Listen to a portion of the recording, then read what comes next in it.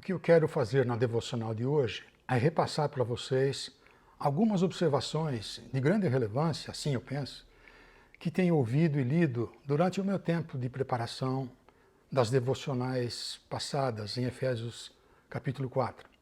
A primeira observação tem a ver com a nossa motivação para estarmos regularmente em comunhão com as Escrituras, regularmente em comunhão com a Palavra de Deus. Por que razão precisamos nos alimentar regularmente com as verdades da Palavra de Deus? A resposta a essa pergunta nós encontramos no livro do profeta Isaías, no Velho Testamento, que eu quero ler para vocês agora. Isaías, capítulo 55, a partir do versículo 10. Assim como a chuva e a neve descem dos céus e não voltam para eles sem regarem a terra e fazerem-na brotar e florescer, para ela produzir sementes para o semeador e pão para o que come, assim também ocorre com a palavra que sai da minha boca. Ela não voltará para mim vazia, mas fará o que desejo e atingirá o propósito para o qual a enviei. Vocês sairão em júbilo e serão conduzidos em paz. Os montes e colinas irromperão em canto diante de vocês, e todas as árvores do campo baterão palmas. No lugar do espinheiro crescerá o pinheiro, e em vez de roseiras bravas, crescerá a murta. Isso resultará em renome para o Senhor, para sinal eterno que não será destruído. A palavra que sai da minha boca não voltará para mim vazia, mas fará o que desejo e atingirá o propósito para o qual a enviei. Esse verso 11 é bastante mencionado em pregações, em devocionais, em caixinhas de promessas, mas infelizmente quase nunca ele é citado junto com os dois versos seguintes, que é exatamente onde está revelado o propósito para o qual Deus envia a palavra. Se alguém diz para mim que tem um propósito a cumprir na minha vida, imediatamente a pergunta que vem à minha mente, bom, qual é esse propósito? Mas é isso que Deus estava comunicando ao povo de Israel por intermédio do profeta Isaías. Usando palavras que fazem a nossa mente visualizar um tipo de jardim botânico, por assim dizer, somos levados a compreender o propósito primário que Deus estabeleceu para enviar a sua palavra. O cenário que Isaías apresenta é o de chuva e neve regando a terra. E uma coisa muito estranha que acontece é que, em lugar de um espinheiro crescer e produzir espinhos, ele se torna um pinheiro que produz pinhos. Em lugar de uma roseira brava produzir rosas, o que cresce é uma murta.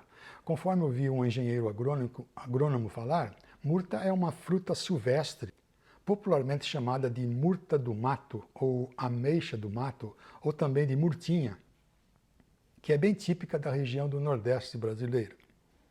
Agora, quando você planta uma muda de morango no seu canteiro, por exemplo, o que é que você espera colher na época apropriada? Obviamente, morango, né? Se começar a produzir maçã ou laranja, não vai fazer sentido algum, não é mesmo? Pelo menos aqui em casa, nós esperamos que as mudas de roseira que a Janice plantou no quintal cresçam e produzam rosas. Mas o que essa linguagem figurada, o que essa metáfora usada por Isaías está comunicando a respeito da palavra de Deus, é que ela é poderosa para efetuar uma mudança radical na nossa vida, uma mudança sobrenatural, transformar completamente a essência do nosso ser interior. Não significa dar uma melhorada na aparência e muito menos fazer uma reforma superficial na nossa vida, mas sim fazer germinar e florescer uma nova criação. Em outras palavras, a teologia bíblica não tem um fim em si mesma. As histórias e narrativas bíblicas não têm um fim em si mesmas. A sabedoria ensinada nas Escrituras não tem um fim em si mesma. O conteúdo todo das Escrituras visa uma única finalidade primária, a finalidade de manifestar o poder do amor e da graça de Deus na nossa vida. Ou seja, quando a mensagem da palavra de Deus é comunicada pelo Espírito Santo de Deus e impulsionada pela graça e misericórdia de Deus, o resultado é uma transformação radical da nossa mente, do nosso coração, Todos nós precisamos das Escrituras, porque a nossa vida precisa ser transformada. Precisamos de uma transformação interior. Todos nós precisamos continuamente, diariamente, nos despir, nos despojar da velha natureza e nos revestir com a nova natureza criada por Deus, através de Jesus. E a palavra de Deus é a ferramenta poderosa que Ele usa para efetuar essa transformação. E para que isso possa se tornar uma realidade, precisamos estar prontos para enxergar o significado central da revelação de Deus. Isso nos leva para uma segunda observação: a prontidão para receber a mensagem das Escrituras. Algo que é importantíssimo reconhecer é o fato de que, quando nós nos achegamos diante das Escrituras, nós nunca chegamos diante delas vazios de atitudes, vazios de pressuposições, de ideias e pensamentos pré-concebidos, nem do tipo de educação com que fomos criados, nem do nosso modo de pensar a respeito de nós mesmos e a respeito do significado da vida. Todas essas coisas servem para moldar a nossa compreensão da palavra de Deus. Isso significa que há um grande perigo que todos nós corremos sempre que lemos as Escrituras. E o perigo é o seguinte: é possível alguém ser um exímio conhecedor das Escrituras e, mesmo assim, perder de vista, não se aperceber da questão principal, isto é, ficar sem entender o X da questão. Um exemplo disso está claro numa das conversas que Jesus teve com alguns líderes religiosos que viviam tentando fazer com que Jesus caísse em contradição. Esses líderes religiosos judaicos eram professores e mestres das Escrituras. Hoje em dia seriam chamados de doutores das Escrituras. Eles sabiam de cor e salteado livros inteiros do Velho Testamento. Numa certa ocasião, Jesus disse a eles, João capítulo 5, vocês estudam cuidadosamente as Escrituras porque pensam que nelas vocês têm a vida eterna. E de fato são as Escrituras que testemunham a meu respeito. Contudo, vocês não querem vir a mim para terem vida. Jesus estava dizendo, mesmo sendo conhecedores exímios das Escrituras, vocês ainda não entenderam o X da questão. Vocês não enxergaram a questão principal da história completa. Vocês olham para a árvore e não veem a floresta. As Escrituras falam a respeito de mim. E aqui estou eu diante de vocês, mas vocês me rejeitam e não querem receber de mim a vida que vocês afirmam que desejam. Esses líderes religiosos passavam a maior parte de suas vidas recitando e ensinando as Escrituras para os seus fiéis. Eles conheciam os escritos do Velho Testamento, palavra por palavra, do começo ao fim, de cima para baixo, de trás para frente, especialmente a respeito do Messias que viria ao mundo da parte de Deus. Mas apesar disso, quando o Messias chegou, eles não o reconheceram. Eles não entenderam o X da questão. A vida do Messias era o cumprimento de tudo que eles ensinavam e estudavam. A vinda do Messias era cumprimento das celebrações e sacrifícios que eles prestavam no templo. Isso quer dizer que se nós não nos achegarmos diante das Escrituras com o desejo sincero de realmente conhecer o Messias de Deus, o Filho de Deus revelado em forma humana, com o desejo de render a nossa vida a Deus, é possível que nos tornemos apenas adeptos de uma crença impessoal, abstrata, que não é capaz de transformar a essência do nosso ser interior, que não é capaz de nos libertar dos nossos desejos egocêntricos, que não é capaz de transformar o nosso modo de pensar a respeito de quem somos e do que nós precisamos. Em outras palavras, as Escrituras precisam alterar muito mais do que apenas o nosso modo de pensar. As Escrituras devem produzir em nós, por um lado, um profundo sentimento de temor à idolatria. E, por outro lado, um anseio crescente por adorar o único que tem o poder para nos resgatar, nos perdoar, nos transformar e nos declarar isentos de culpa diante de Deus eternamente. Não é suficiente apenas conhecer o conteúdo das Escrituras. Não é suficiente ser intelectualmente conhecedor das Escrituras, das línguas originais, grego e hebraico. Não é suficiente decorar grandes porções das Escrituras. Jesus disse para os fariseus: como é possível vocês serem estudantes cuidadosos das Escrituras e não reconhecerem quem eu realmente sou? A leitura e estudo das Escrituras não deve ser apenas para adquirirmos conhecimento, mas sim para aprofundarmos a nossa devoção e gratidão a Deus por meio de Jesus. A nossa motivação para a leitura e estudo das Escrituras deve ser a de aprofundar o nosso conhecimento da graça de Deus e de como ela é capaz de transformar a nossa vida, o nosso ser interior. E uma terceira observação se refere ao clima de guerra espiritual a que a leitura e estudo das Escrituras também estão sujeitos a enfrentar. O clima de guerra no estudo das Escrituras. Refere-se ao fato de que no nosso coração existe uma batalha em pleno andamento. É uma batalha constante pelo controle do nosso coração, da nossa mente, diariamente, a cada decisão que tomamos, em todas as circunstâncias da nossa vida. No nosso meio evangélico existe muita gente, muitos pastores e líderes, que tratam a questão da batalha espiritual sob uma perspectiva de atividades demoníacas e reuniões de libertação, de uma forma bem estranha. Mas na realidade, biblicamente falando, a batalha espiritual é algo que acontece no dia a dia da nossa vida. O nosso mundo não funciona do modo como Deus deseja que ele funcione.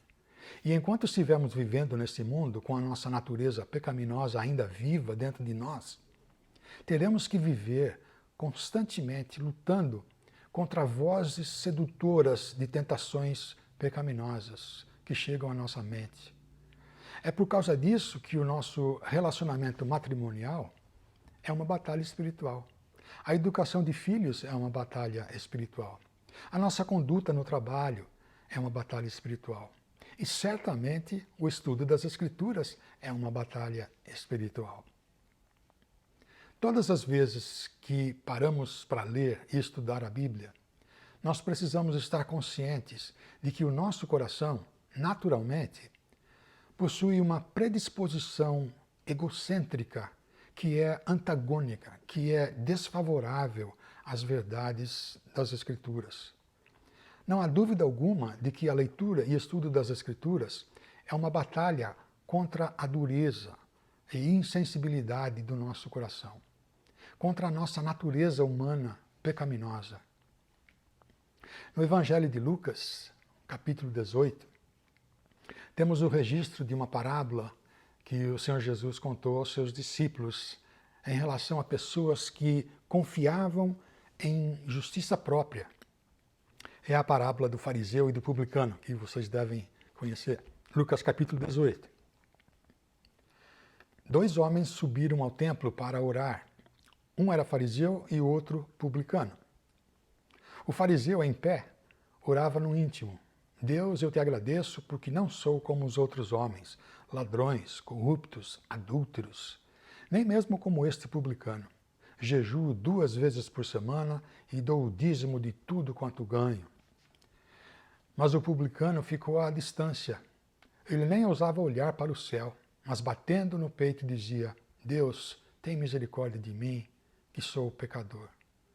Eu lhes digo que este homem, e não o outro, o publicano e não o fariseu, foi para casa justificado diante de Deus, pois quem se exalta será humilhado e quem se humilha será exaltado.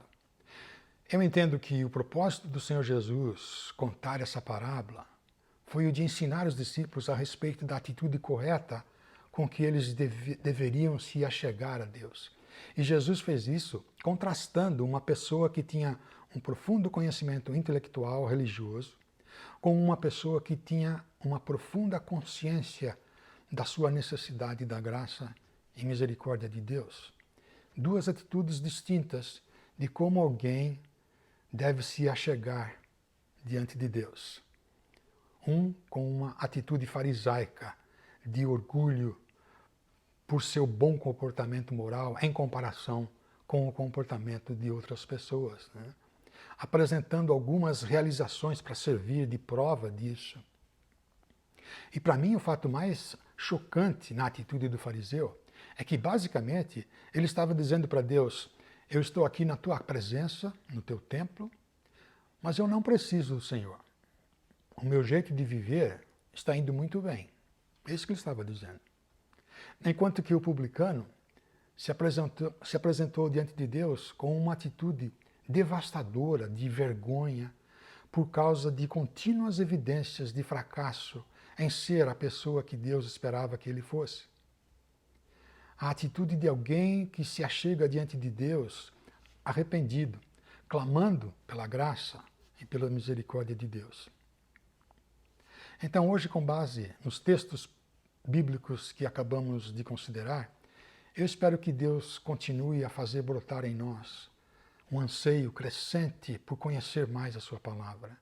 Que o Espírito Santo esteja nos desafiando e encorajando a assumirmos um compromisso com a leitura e estudo das Escrituras regularmente. Mas fazendo isso acompanhado de 3 atitudes. Primeiramente, com uma atitude de expectativa. Ler as Escrituras com a expectativa de que Deus realmente se revela através da sua palavra. Com a expectativa de que as verdades da palavra de Deus são a ferramenta que Ele usa para transformar o nosso ser interior. Com uma atitude de humildade, colocarmos-nos diante da palavra de Deus como sendo uma expressão de reconhecimento da nossa necessidade da graça e misericórdia de Deus, que ela é capaz de nos conceder, e também com uma atitude de submissão obediente. Estarmos dispostos a ter uma conduta de vida baseada nos preceitos e diretrizes para a vida que a palavra de Deus nos ensina.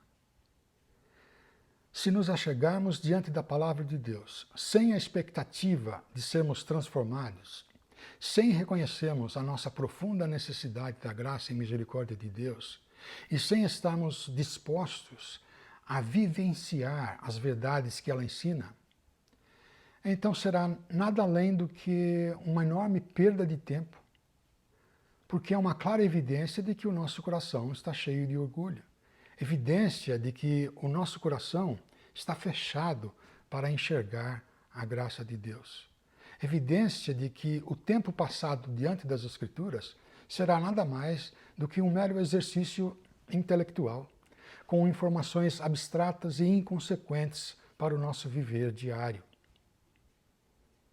Então vamos permear a nossa mente e coração com a palavra de Deus, para que venhamos a comprovar o que ela é capaz de fazer na nossa vida, para a glória de Deus.